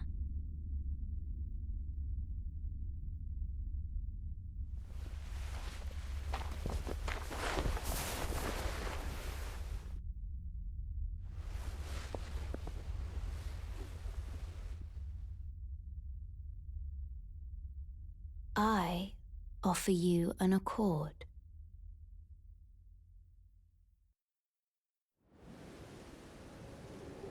Have you heard of the Finger Maidens? They serve the two fingers, offering guidance and aid to the tarnished. But you, I am afraid, are maidenless. I can play the role of maiden, turning runes into strength to aid you in your search for the Elden Ring. You need only take me with you to the foot of the Erd Tree. I mean, sure. Maybe it's a bad idea, but we'll find out. Accept. Then it's settled. Summon me by grace to turn runes into strength. Ah, another matter. I bequeath to you this ring. Spectral Steed Whistle. Use it to traverse great distances. It will summon a spectral steed named Torrent. Torrent has chosen you. Treat him with respect. Alright, can do. And you've caught me at a bad time. Name I've already forgotten. 'Cause we need to get our stuff back. Wait, no, how do I... Ah, okay, horseback riding. Use the Spectral Steed Whistle to summon and ride your Spectral Steed. If your Spectral Steed dies, you can summon it again, but it will cost 1 flask of Crimson Tears to do so. You can dismount by using the whistle again, or by using L3. Okay. From the pouch in the main menu, you can equip 6 items to your pouches. 4 of these items can be used without opening the main menu. Yep, alright, we already figured that one out. Alright, so this one's quick travel. Alright, Groveside Cave. We gotta get our runes back. Ooh. Bell Turtle Building.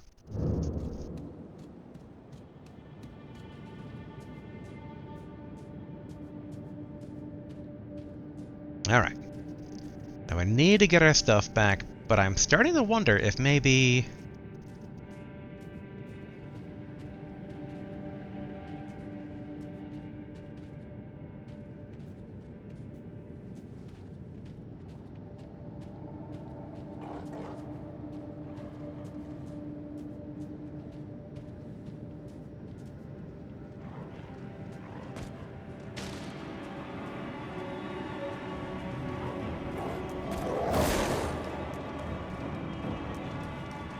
Run.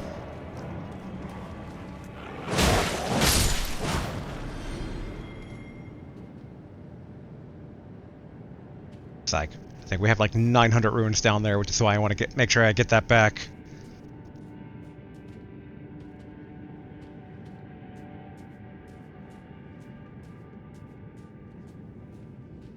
It's like if we're being threatened with death, we should at least try to touch those ruins. I'm just not certain what button is going to be to reclaim them.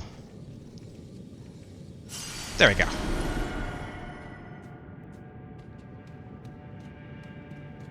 Alright, excuse me everybody.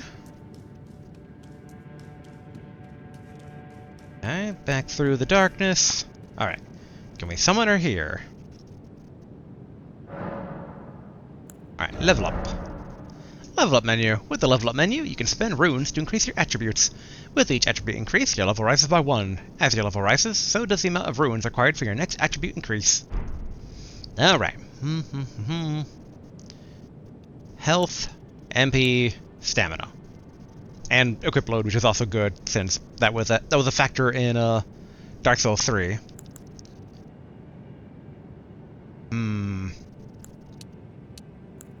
I feel like we should try to get FP to 100 at the very least at some point. We don't know exactly what type of weapons we're dealing with yet, so nothing to really put in these, so it should just be these 3 for right now. In theory, we could try Arcane, but that seems like a stat to do on like repeat playthrough, when you actually know what you're doing, and how many status ailments there are and all that jazz. So yeah, health is always good. Oh, we only have enough for 1 level. Okay. I thought we had more than that. But alright, health it is then. Cool. Alright. Back into the wolf cave here.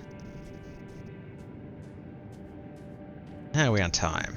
Okay, we are technically at time for today, but I want to try and get a bit more progress in here.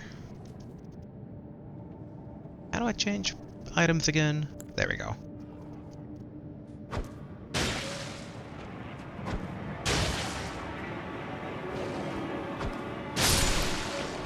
There we are. There's the main wolf taken down.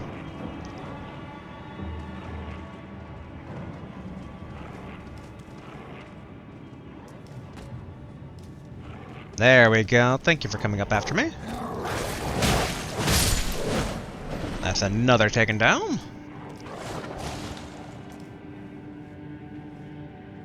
Will you jump up too? It'll make it a lot easier for me if you do that. Yeah, I'll do it. Yeah, there we go. Who's a good wolfie? And you too. Thank you.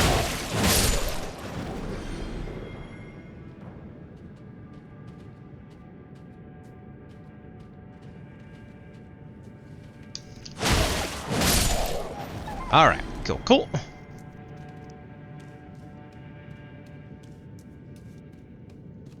We can take a better look at this mess down here. Oh, that's another one.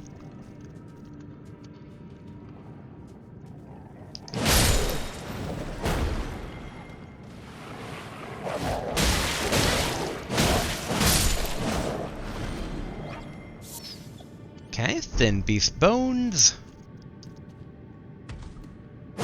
No, no, come on. No, I wanna take out my torch. There we go. Because we know these guys are dangerous, we are going to... Okay, so I can hold down to go right back to health flask. That's good. So same as previous games. Okay, cracked pot. Nice.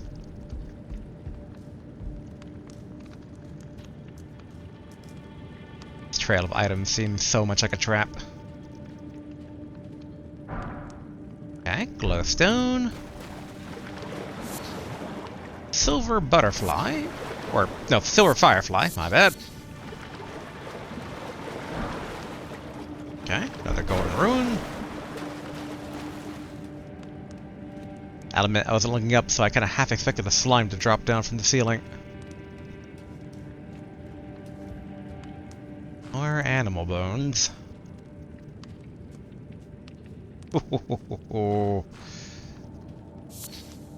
Okay, so there's a boss down here.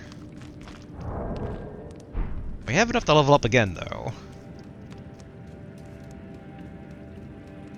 We probably should.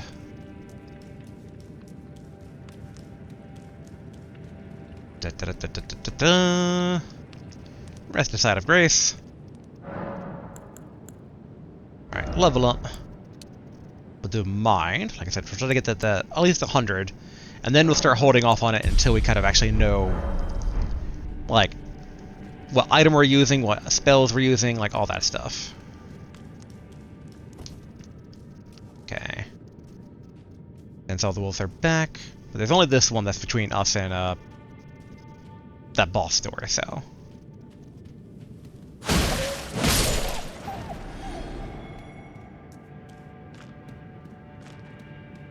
Okay, good, good.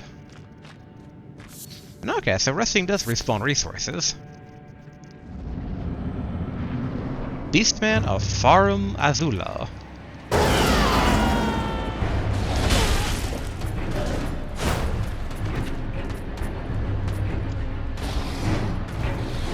Alright, like I said, we're gonna play it a bit safe here. Swing, swing. Alright, seems doable.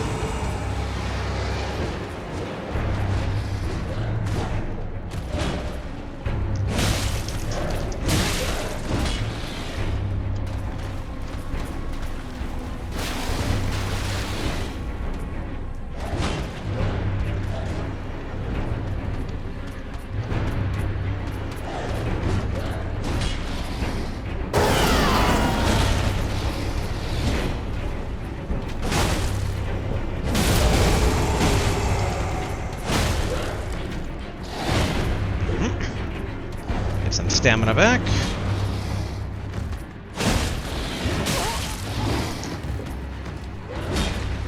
Drink.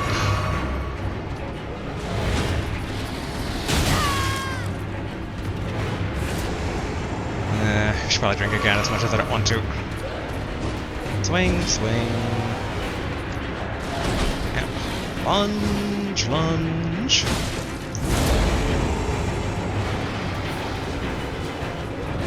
Alright, here goes the full combo.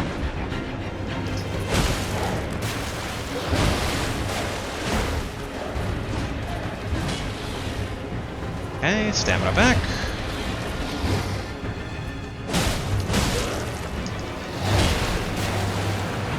Stamina back.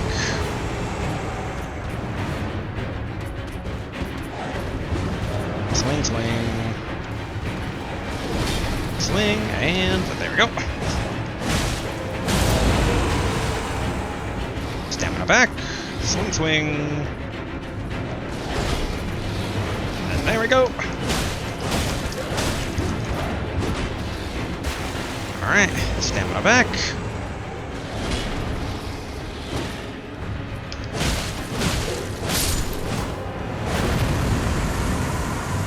Soul? Flame Drake Talisman.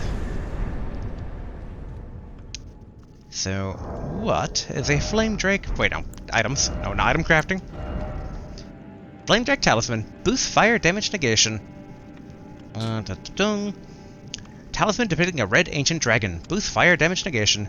The ancient dragons, who ruled in the prehistoric era before the Erdtree, would protect their lord as a wall of living rock. And so it was the shape of the dragon that's become symbolic of all manners of protection. Okay, and it does have a weight of 0.6, because we will need to start watching weight at some point, but right now we're naked, though, so I think anything and everything we can kind of get our hands on is for the better. So I'll put that on for now. I notice it's called Talisman 1, so assumably we'll get more talismans later on. Is there anything else down here? Oh, this is a dungeon? Huh. Alright. Is there really no other items then down here? Or is it just for that? Okay, can't really break this like little thing. Okay.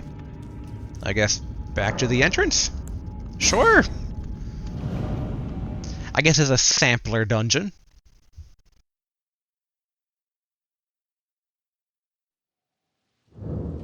Alright.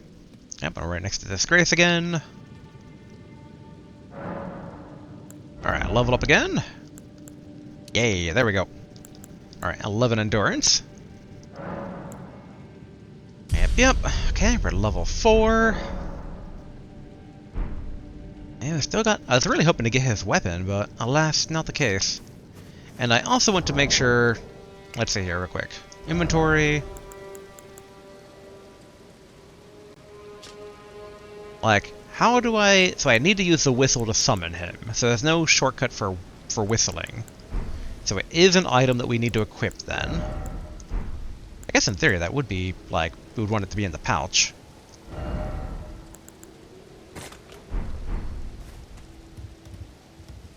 And I guess we can take out this guy because he's just essentially free runes at this level.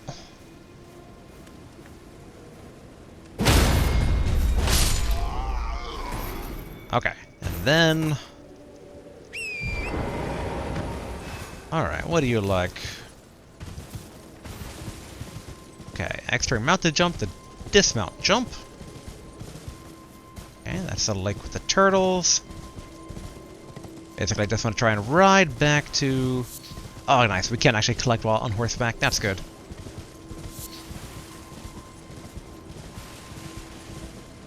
Alright, go back to the merchant man over here. Oop. Oh, nice, actually automatically cracks the skulls open. That's very handy. Alright, gather that. Like, always want to gather everything. Hoppity hop hop. Alright. And then I dismount with L3? Yeah, there we go. Hello again. Wait, weren't you... Well, you're back. Care to buy something? Yes, I would. I would like to... okay, actually, maybe not as quickly. I was like, what other weapons do you have? And he has none, but the armor is all 1,000 stuff. I feel like that'd be good at some point. The shield might be better, though. Maybe. Even that'd be pretty good. We're a tiny bit short, though. I do wonder what the, like, the Warrior's Cookbook is. And I guess these would all be food-related, like making potions and the like. Probably go from most expensive to least expensive. Could also try to get these. Because, like, Waypoint Ruins, is it just tutorial knowledge they're trying to sell, or... Man,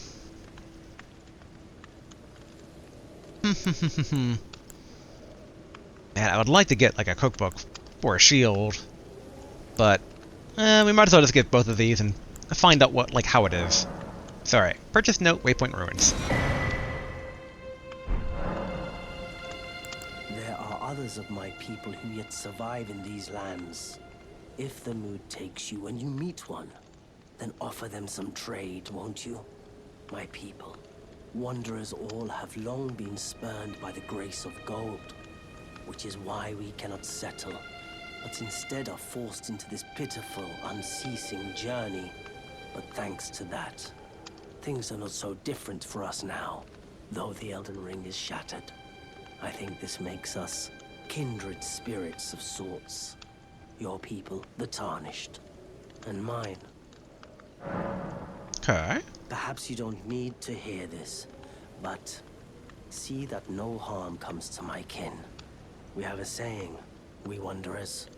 Lament not your solitude. Expect no sympathy, no regard, nothing. But if anyone dares harm us, show them no mercy. That is our code, so to speak. Just the way we are, deeply unforgiving. Okay. Oh yeah, and then Goodbye. Nice to do business. let's look at our first thing to see exactly what it is we just bought. Right, examine. Note sold by nomadic merchant imparting knowledge and brief. Someone lurks among the waypoint ruins on the road through Limgrave. Okay, so I think that's the one with the chamber beneath it. Alright, now let's get the other one. Yes. I'm going to purchase your other item, the Flask of Wondrous Physique. Goodbye. Alright, let's see. Dun. A Flask of Wondrous Physique still remains in the Third Church of Marika, north of Mistwood. Cross the highway bridge and follow the animal trail north. Interesting. Okay, but these are basically like the information brokers in Sekiro then. Alright, let's see. Yeah, we are technically at time for today. But I'm going to do one last little bit here of, let's go ahead. No, actually, hold on. Sorry there, Torrent. Or Torrent or Torrent? Okay. So Gatefront Ruins, Groveside. I thought we had saw waypoint something something. But I'm not seeing it. So okay, we're going to try the fast travel though real quick. Actually, hold on. In order basically to experiment properly. Alright. Nope, wrong one. We're going to chug our flask here. And then teleport. And then we'll find out if teleporting counts. Hey, that's that jar thing I was talking about that I do know. It's like it's a jar with hands. Alright. Okay, so teleporting does count as resting. So it will respawn enemies, so if we ever kind of feel the need to do that, that is a risk we need to weigh the option of there. And okay. Man, as much as I want to keep going, let's go ahead and call it here for now. So it's good to even know, like, I assume system would be where it's at. Yeah, okay. Boy, my character is sunken dark eyes there. But, alright, yeah, overall, is my character, like, more emancipated than before? No, okay. I was certain if there was, like, death penalty, slow deformation or not, but it doesn't appear to be. But, yeah, overall, very strong first impression. Definitely is, so far, easier than the other games. I mean, I did die once though, so I'll give it that. But, like, it does feel easier in that regard. But, I mean, we are coming on this long, long journey, so it's like, I kind of think the things would be a bit more rough being so naked in the club. But I feel like the other games also we've gotten better weapons by now. And we've yet to really get that here. So I'm very curious about how future progress is going to kind of feel out. Especially in hindsight, though we don't really have a whole lot of direction outside of tree. Get to base of tree, deliver maiden, etc. The next time I want to basically go in there, maybe we'll just kind of like... Actually, you know what? Screw it. Before we end today, I'm just going to fight a couple of these guards and see how easy it is just to do like open combat. Screw all the sneaking around, I have a club. Hello.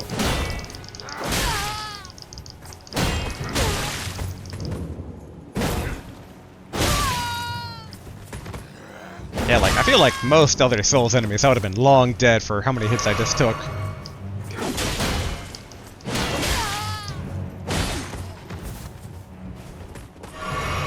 Oh yeah. Base dance damage? No, okay. Okay, that works. Yo, fight me.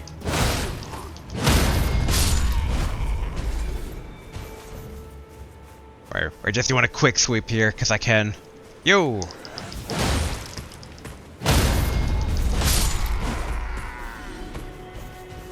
Who else is around here? Anyone hiding? Gonna make a quick sweep of this camp.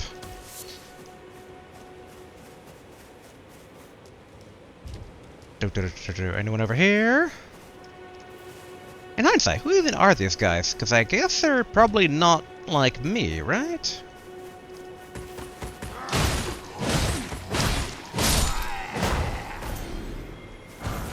Dang, I was really hoping I could get a weapon from him.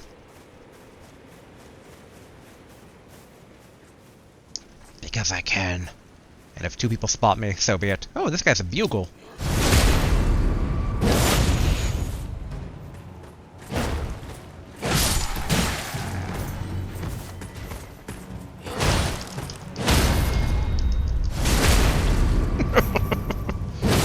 Just being an absolute menace.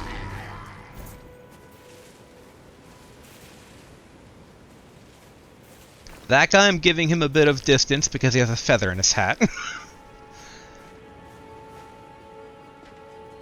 But essentially all that buys him is that I'm going to try and sneak attack him here.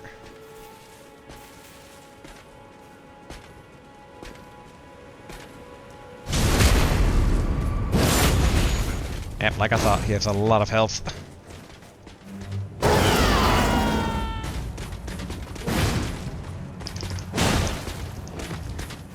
Swing.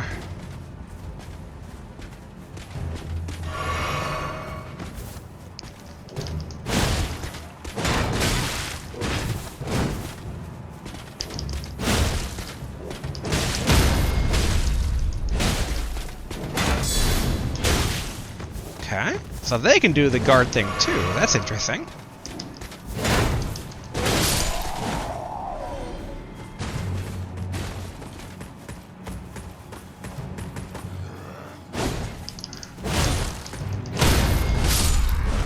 Cool. Like I said, just being a menace here. Pick up item. Map. Limgrave. West. Map found. I feel bad for anyone who clicked off when I was starting to wrap up.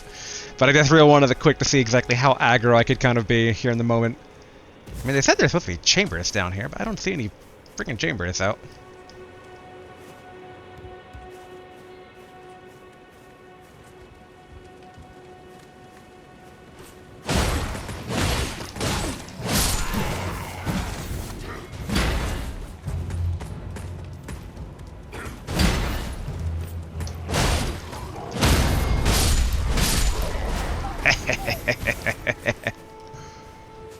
Like I said, being a menace. We'll wrap up after. Ooh, there's the thing I need to take. Okay.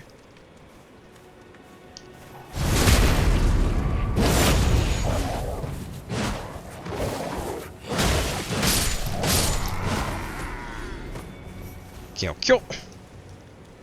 What's down here? Is there at least a waypoint? Door? Ooh, there's a chest. Weapon? Search. Adding skills. With a whetstone, you can use Ashes of War to grant your armaments new skills at Sites of Grace. An armament can only have one skill. Any skills previously had will be removed. An armament's types determines what skills it can have. Some special armaments have unique skills that cannot be granted new ones. Adding affinities. With the whetstone, you can use Ashes of War to grant affinities to your armaments at Sites of Grace. This way, you can alter an armament's attack affinity, boost attribute scaling, and more. An armament's type determines what affinities it can have. Some special armaments, like those with unique skills, cannot be granted new affinities. Okay. Ashes of War, War Stomp. And a whetstone. Kill. So I guess that's that chamber that's beneath here. I thought there'd be a bit more, but... makes sense. Alright, anyone else I can kill for some free runes here? Before we officially wrap up again?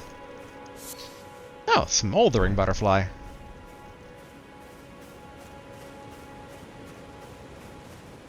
Sneaky, just because this particular guy I can.